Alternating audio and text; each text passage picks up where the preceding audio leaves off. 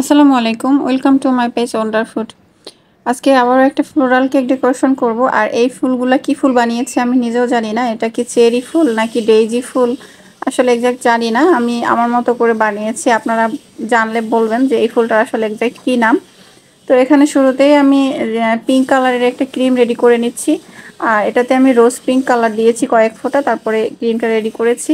আর এখানে যে পাইপিং ব্যাগটার মধ্যে আমি ক্রিমটা নিব, সেখানে নজেলের যে চিকন সাইডটা থাকবে সেখানে একটু করে আমি কালার দিয়ে নিয়েছি। কিভাবে দিয়েছি সেটা তো দেখেছেনই। তো এইভাবে করে কালারটা দিয়ে নিয়েছি। তারপরে আমি এখানে কিছু ডালপালা দিয়ে দিচ্ছি। এর উপরে হচ্ছে আমি ফুলটা করতে চাচ্ছি। তো এখানে এই যে দেখেন আমি যে কালারটা দিয়েছি সেই কালারটা এইভাবে আসছে। তো এখন আমি এখানে পাপড়িগুলো দিতেছি। আর এটা আসলেই আমি এই ফুলটার নাম জানি না, আমি জাস্ট এভাবে দিয়ে দিয়ে যাচ্ছিলাম। তারপরে দেখি যে মানে ভালোই লাগতেছে ফুলটা, তো জানি না আসলে কি নাম। তো এখানে আমি যেই নজেলটা ইউজ করছি সেটা হচ্ছে 104 নাম্বার রোজ নজেল।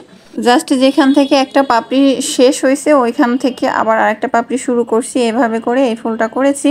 আর কিছু ফুল আমি অর্ধেকটাও করে রেখেছি, আবার কিছু ফুল পুরোটা করেছি। এভাবে করেছি মানে নিজের মতো করে। অনেক জায়গায় দেখেছি এরকমের ফুল, হয়তোবা এই ফুলটার নাম ডেইজিও হতে পারে, জানি না। তো এভাবে করে আমি এখানে পুরোটা যেখানে যেখানে আমার মনে হচ্ছিল যে একটু ফুল দিলে ভালো লাগবে সেখানে সেখানে দিয়েছি। বেশি করেও দেই নাই, যেহেতু কেকটা আমার ছোট ছিল, খুব একটা বড় ছিল না। গ্রিন কালারটা করেছিলাম, গ্রিন এবং ব্লু কালার দুইটা কালার মিক্স করে এই রকমের গ্রিন কালার আসছিল। আর ফুলের কালারটা তো আমি বললামই, এটা রোজ পিঙ্ক কালার, রেড ম্যানের কালার সবগুলাই।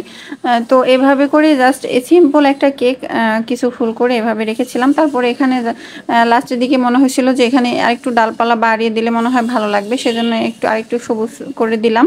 তারপরে আমি এখানে একটু রেনুর মতো করে মানে ভিতরের ফুলের জায়গাটা ভিতরে একটা বর্ডার করে দিব ইয়েলো কালার দিয়ে। তারপর হচ্ছে এটা আমি করেছি ইয়েলো কালারের ক্রিম দিয়ে।